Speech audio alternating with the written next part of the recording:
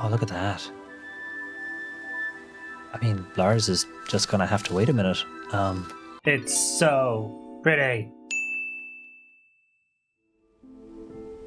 Hello and welcome to the third installment of Pretty Quick, where I make quick videos telling you about pretty games that I really enjoy playing.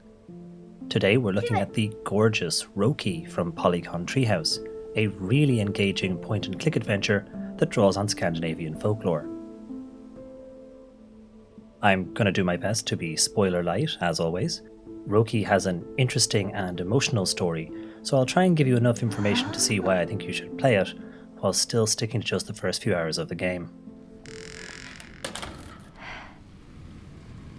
In Röki, you play as a young girl called Tuve, who lives with her father and her little brother Lars. Your family has been through some very difficult times in recent years, and Tuve has had to take on the role of looking after her brother, whilst her father spends most of his time asleep by the fire. One night, your home is attacked by something huge. You and Lars manage to escape the house, but get separated in the trees, and Lars gets taken from you. You want to rescue him, but to do so, you're going to need the help of the creatures that live deep within the forest. Röki is a really pretty game with beautiful music. The forest in which Tuve finds herself is the forest of her mother's favourite folktales, a place full of mysteries and secrets, old ruins and ancient structures, and quite interesting inhabitants. You will need to explore, solve puzzles, and help people to advance the story, which is great because each area is so beautifully presented with lovely lighting and colours that just moving through this world is an absolute treat.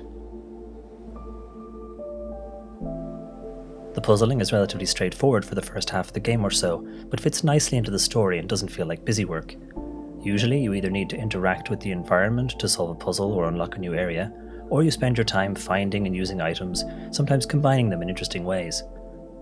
I played with the keyboard and mouse, but I suspect folks might find the controller works a bit better, as the lack of a mouse cursor while selecting and combining items was kind of awkward and sort of put me off a bit at first. Completing tasks often involves some backtracking, and you usually have 2 or 3 puzzles on the go at once, sometimes advancing a little in one before you can advance a bit in another. But as I was saying, when the game looks and sounds this good, you really don't mind going through the same areas a few times over.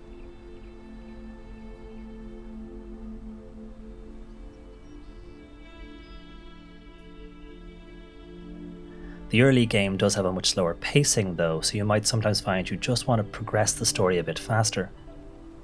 This is where the game's really neat fast travel system comes in, allowing you to get from A to B quickly via magical trees that you have to unlock. I really love how they implemented fast travel in this game, as it just fits the game's style and setting so perfectly. As you progress, you will slowly uncover the story of Röki, of Tuve and her family, and of the forest itself. These stories are woven together in a really satisfying way, all developing at the same time, so they never feel disjointed. And as Tuve is exploring this world and trying to understand it, she also comes to understand her own world and her childhood better too, and this really draws you into the story. Röki's story explores a few different themes, and there's lots to consider and think on here. It's a game about family, acceptance, grief, loss, betrayal, and confronting sadness. The treatment of Röki and his mother, the failings of Tuve's father, and Tuve's own sorrow and fears of abandonment. But it's also a game about hope and bravery. Even though Tuve is scared and worried for her brother, she's also still kind and hopeful, befriending and helping those she meets along the way, taking on challenges and doing her best. There's a quality that I really like about this game. It's that feeling you get where you wonder, what if this is all supposed to be a dream? Or a fantasy that a child needs to help them work through some real-world tragedy. It's something I've always found very gripping when it's done in film and animation, and I think that feeling is well placed here in this game. In the later parts of the game, the pace quickens quite considerably, with various strands of the story, some darker than you're probably expecting, coming together in very compelling ways. The puzzles in turn become more challenging, and a cool new puzzle mechanic is introduced. I can't show you it or say why, because big spoilers, but it's really satisfying. The way the story builds and you start to understand more, it's just so good. I really don't want to spoil anything though, so you're just going to have to trust me. All in all, Röki is a game that I really loved playing through. Its wonderful story, the art style, the music, the fascinating characters you meet, the ways Tuve responds to the struggles that she faces, it's all so well done.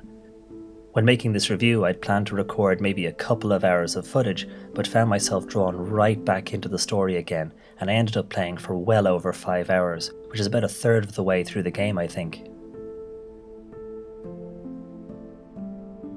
So if you enjoy story-driven puzzle games, folk tales, or just really pretty games with nice music, if you like trolls with your tribulations, I think you should consider giving Röki a try. It's definitely worth your time.